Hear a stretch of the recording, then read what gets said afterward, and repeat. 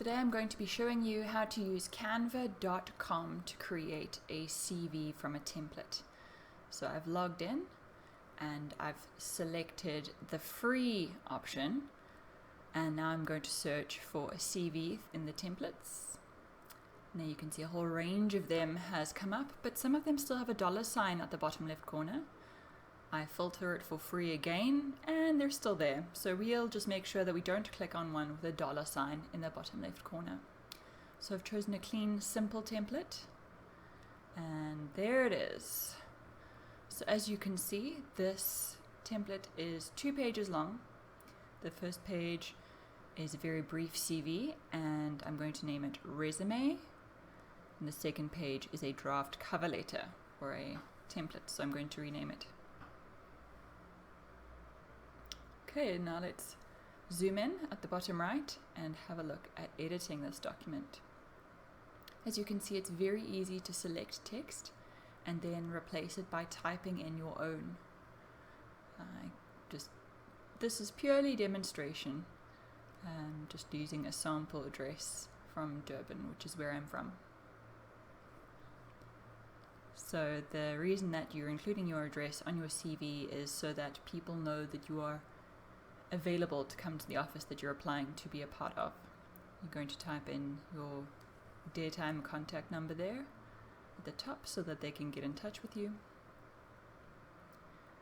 And then you're going to use a professional sounding email address. So the ideal professional email address is simply your name @gmail.com. Nothing flashy or silly, because you do want them to consider you a professional. All right. Now, if you don't have your own email, if you don't have your own website, perfectly understandable, you can include your LinkedIn over there. So it's very easy to change your LinkedIn URL to include your name. And you can have a look at how to do that in a different video. So just showing you how easy it is to resize and move around that text block. There we have a photo. I'm going to delete that guy and have a look at our uploads, where I've uploaded a stock image of this professional young woman, and we can just drag and drop it into that frame and resize it without distorting it. There you go. So you can easily upload your own image. But what I'm going to do is delete it because I think that it introduces a bias if you share a photo of yourself, because people might not like the look of you. They can see what you look like in the interview. It's only really necessary to include a photo for very specific jobs where the way you look is actually relevant to the job. So this is a fantastic brief about me section to give you an idea of the kinds of things that you should say and how briefly you should say it in just 3 sentences.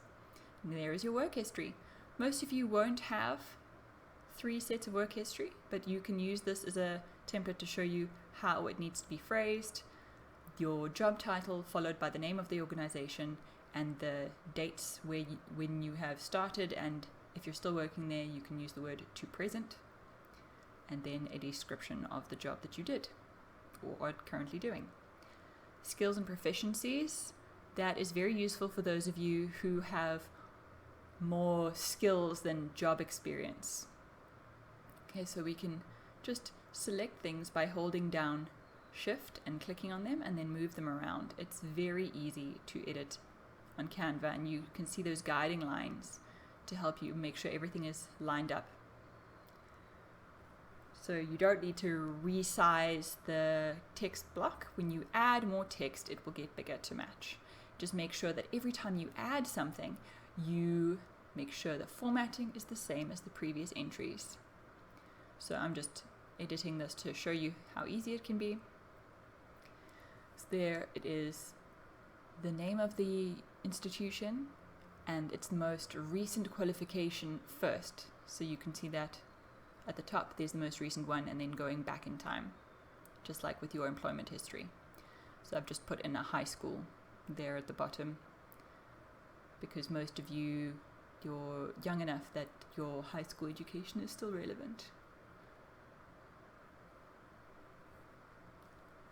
So that's the name of my high school, and matriculated with a bachelor's pass. Is as much detail as I'm going to include. I'm not going to include symbols for individual subjects.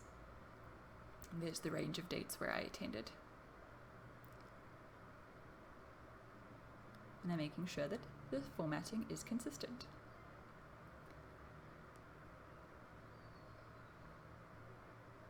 So I can again just grab that and move it around so that it aligns at the bottom.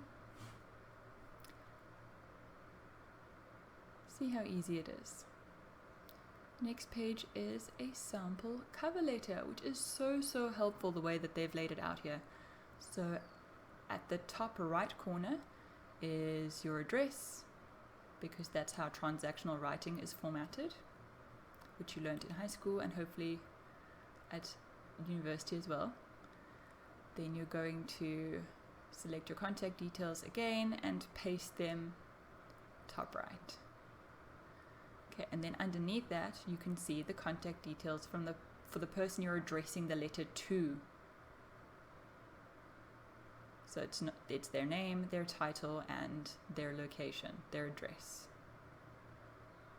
So you can very easily then adjust that to your preferences. And this cover letter template is fantastic because it illustrates the kinds of things that you want to say. So as you can see there, they've uploaded a signature, and you could upload one of your own, but it's not necessary to include a signature because everybody knows this is digital. Right. So as you can see there, very helpful detailed guidelines, and you can update it as you wish. Do not leave the cover letter as it is. This template is purely to guide you. You need to replace every element of it with your own information. Showing you how easy it is to reformat, move things around.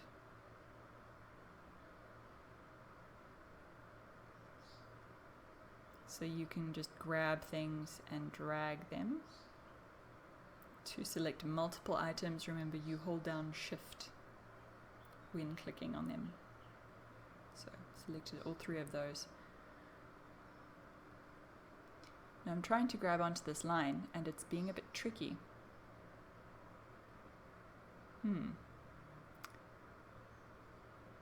So what do you do if you make a little bit of a mistake?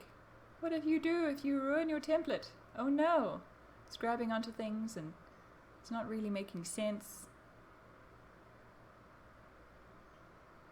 Trying my best to move it around and make it make sense, but it's no big deal because you can press Ctrl Z and everything goes back to the way it was. How very useful. Okay, now you're going to have one last look to make sure everything is correct, and then you can go top right corner, download, select PDF for print, do not select crop marks and bleed, and both pages, yes, download. You can see the progress bar in the bottom right there, and you will be able to edit your template every time you log into Canva on any machine because you have logged in. So there you have it. That's Canva, easy peasy.